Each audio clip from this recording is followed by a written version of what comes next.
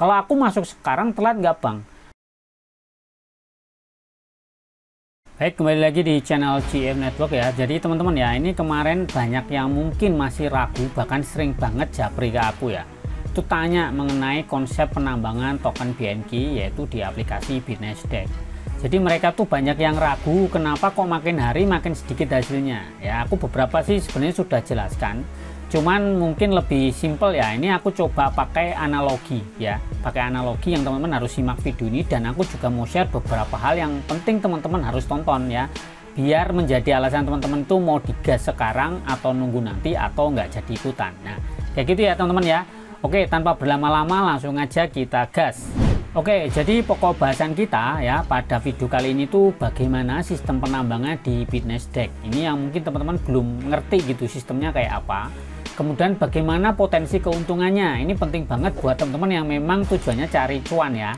Kemudian kapan waktu yang tepat untuk meningkatkan power ya, karena ini ada timing yang tepatnya, makanya teman-teman harus simak. Kemudian cara memaksimalkan pendapatan itu bagaimana caranya. Nah ini pertanyaan yang sering diutarakan ke aku guys, oleh karena itu aku coba kasih penjelasannya ya guys, dengan versiku tentunya. Oke, langsung aja nih guys. Nah, jadi yang teman-teman harus pahami ya, di BitNasdaq itu sistem penambangannya itu adalah ya, ini program ya di dalam sebuah exchange yaitu yang bernama BitNasdaq, dan yang paling penting itu di sini merupakan token platform deflasi ekstrim pertama yang diperkenalkan oleh bursa secara global. Tuh guys. Ya, yang mau aku garis bawahi di sini adalah deflasi ekstrim ya. Deflasi. Nah, deflasi itu apa kayak gitu kan. Nah, yang ini yang teman-teman tuh mungkin belum memahami konsep deflasi ini ya. Secara singkatnya sih kayak gitu. Oke, langsung aja ya, nanti akan aku jelaskan sistem deflasi ya, kayak gini guys. Nah, kita langsung pakai analogi yang gampang nih guys. Nah, anggap saja ini ada sebuah kolam isinya tuh air guys, dengan kapasitas itu 1000 liter.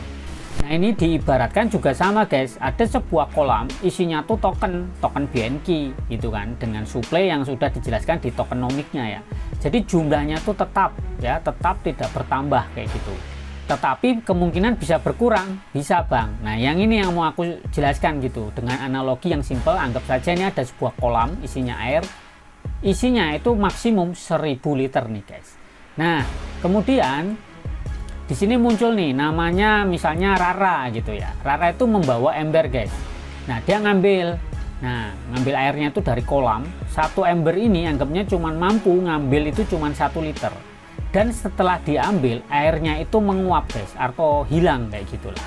Jadi otomatis kapasitas di kolam ini setelah diambil 1 liter kan tinggal 999 liter saja kan. Nah kayak gitu.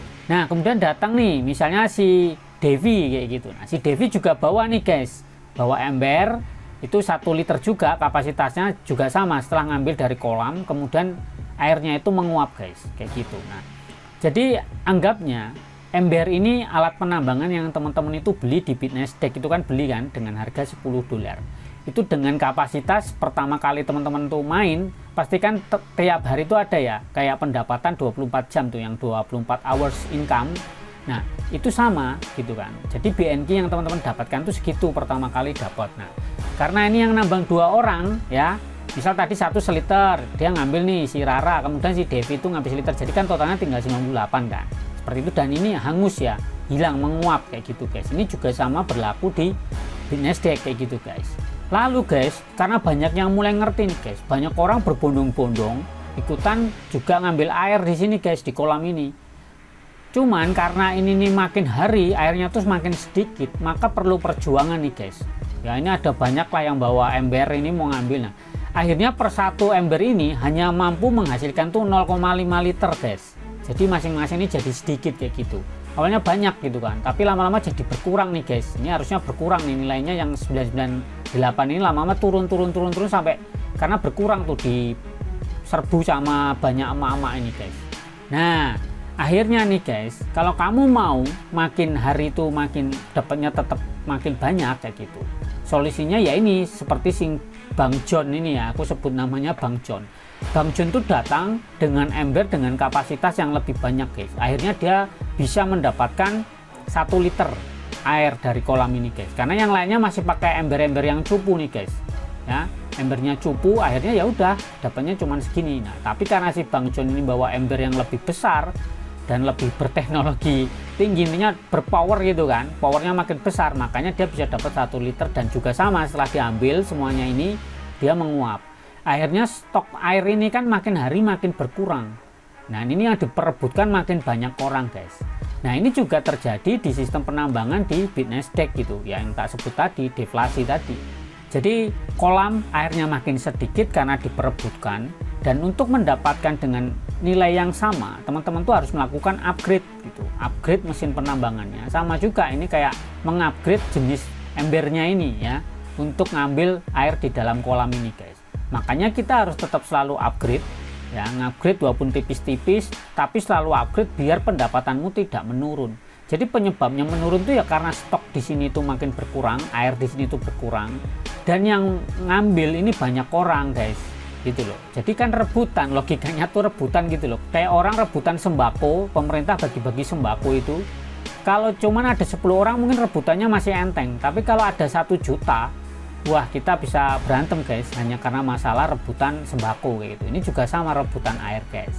Nah gitu kan. Nah sampai sini mungkin teman-teman paham nggak? Jadi konsepnya tuh seperti itu. Itulah kenapa pendapatanmu nambang di BitNasdaq itu makin hari makin berkurang.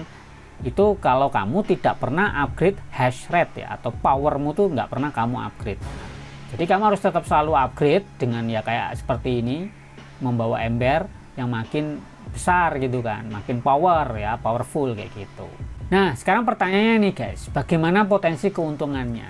Jadi gini guys, kalau kamu punya 1000 BNQ hari ini misalnya pada harga 0,01, itu kalau dihitung ya total value nilai dari tokenmu itu dengan harga 0,01, maka harganya itu setara ya, value-nya itu setara 10 dolar guys.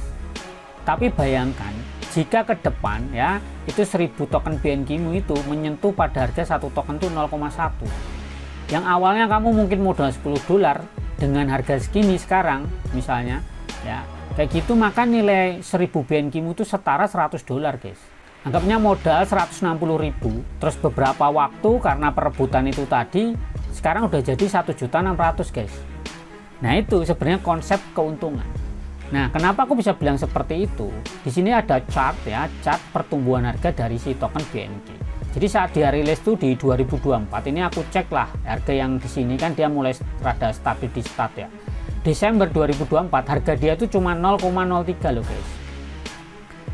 Ada naik turun itu wajar, namanya juga market, ada yang jual pasti ada yang beli ya, sampai pada akhirnya tuh naik melambung guys. Dan ini tadi ya, pada hari ini tuh ada drop, meskipun drop ini bukan karena BNQ doang, tetapi sebenarnya hampir semua kripto, bahkan hampir semua saham di US juga drop, itu karena ada pengumuman resmi dari Presiden Amerika Donald Trump mengenai tarif ya, untuk tarif import untuk China ya.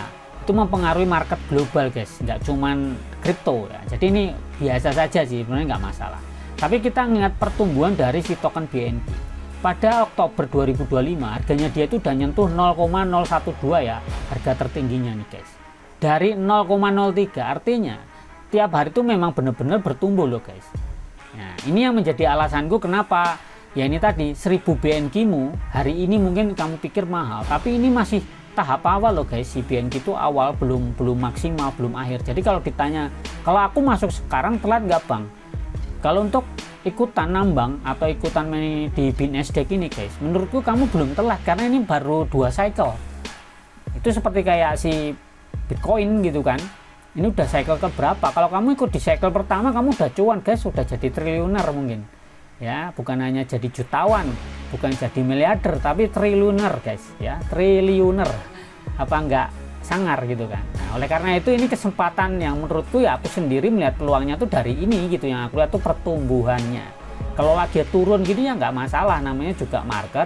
Nah selanjutnya tuh karena ini guys ya, jadi dia tuh sistemnya yang ini udah pernah aku share ya, BNQ 10% itu untuk private placement ya. Jadi memang untuk yang pertama, untuk investor pertama, dan 1%-nya untuk sirkulasi, dan 44% dari token asli langsung dihancurkan dan ditukar dengan hash rate. Jadi yang kita dapat BNQ kan kita bakar tuh untuk upgrade. Jadi yang 44 itu akan bakalan jadi hash rate guys, jadinya nggak jadi token BNQ, artinya dihanguskan kayak gitu guys. Nah yang berarti pasukan token yang beredar berkurang ya. Dari misalnya anggapnya tadi kita punya 1000 liter, berarti berapa tuh kalau 44? Ada sekitar 440 liter air yang bakalan terbuang guys. Jadi cuman sisanya aja yang itu akan terus digerus juga guys. Nah ini ya contoh 55 nya itu untuk output ya, bagian token ini diperoleh dengan menghancurkan token asli yang dari tadi itu ya, kita menghancurkan token asli. Kemudian 25 untuk pengembangan, 10% untuk pemain komunitas, dan 10% untuk investor.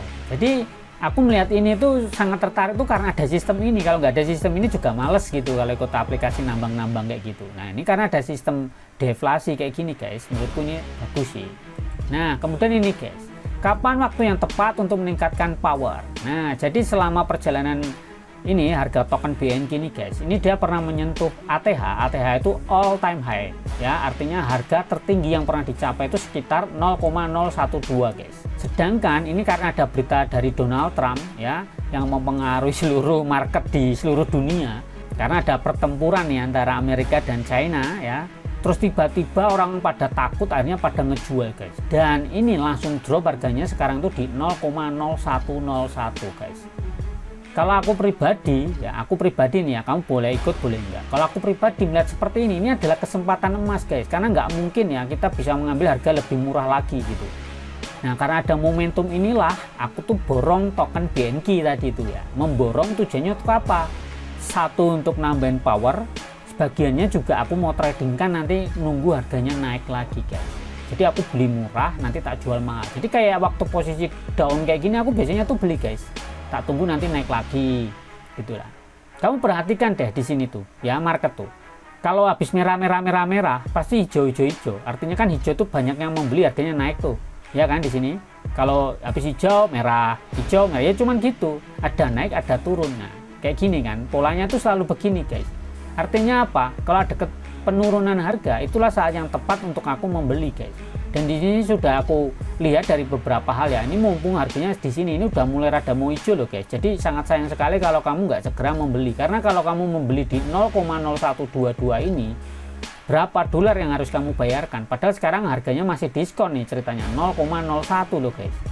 Nah itu yang perlu kamu pikirkan kalau memang mau fokus kayak gitu kan ya. Tapi aku tidak menyarankan, tidak ngajak, tidak maksa. Kalau mau dianggap ini oke ya silakan saja. Nah jadi cara memaksimalkan pendapatanmu itu ada beberapa hal yang sudah aku jalani guys. Yang pertama jelas kamu harus upgrade power hash rate dengan kita membakar token BNK atau menghancurkan itu. Nanti kan ditukar dengan hash rate. Saat ini aku udah mencapai di 2.900-an hash power guys. Itu dengan pendapatan harian tuh 254 BNK. Jadi kalau hash rate-mu tuh di bawah 2.900 ini, jelas pendapatanmu tuh kurang guys. Aku udah pernah hitung, pernah aku share kayaknya kalau nggak salah di TikTokku.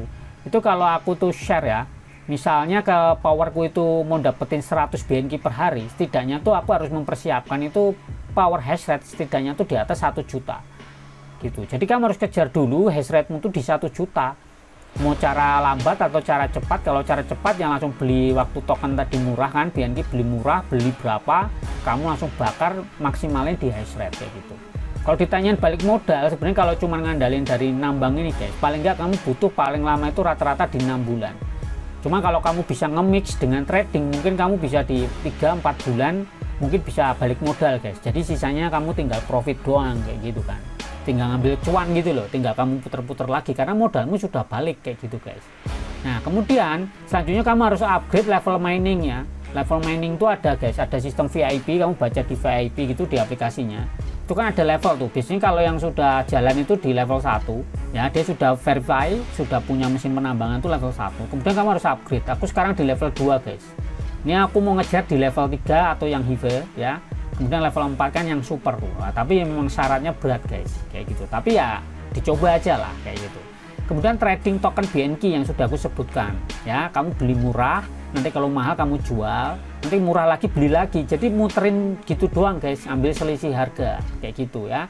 Kemudian aktif dan ikut event BitNasdaq. Kamu harus sering cek di grup Telegramnya ya, kemudian juga di akun X. Jadi kamu harus punya Telegram dan akun X ya. Kenapa? Karena kalau di kripto tuh harus punya 2 akun itu. Sosmed yang paling penting untuk di dunia kripto tuh Telegram dan X ya.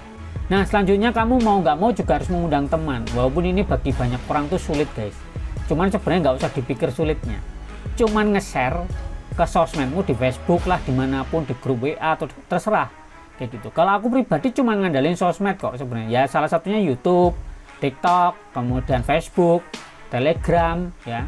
Dan aku di Telegram juga udah share tempat untuk berbagi link referral, yaitu ada di Cari Cuan HP. Kamu bisa cek Telegramku ya, ada di deskripsi, dan di situlah kamu bisa lihat ada link-link sosmedku. Di situ kamu boleh kok promosi gitu kan, selama nggak spamming di beberapa topik ya. Aku udah kasih ruangan khusus buat kamu share kayak gitu. Sama yang paling berat di antara semua ini guys adalah konsisten guys. Kebanyakan orang tuh punya prinsipnya cuma pingin kaya aja, tapi nggak mau membayar dengan apa ya, jerih payah. Kalau kamu punya uang gede guys, nggak jaminan juga kok kalau kamu tuh bisa langsung cepet jadi cuan banyak tuh enggak. Walaupun memang yang punya duit gede, yang investasinya gede itu kalau sekali harganya naik, dia potensi cuannya bisa lebih banyak ketimbang kamu yang modalnya tipis kayak gitu.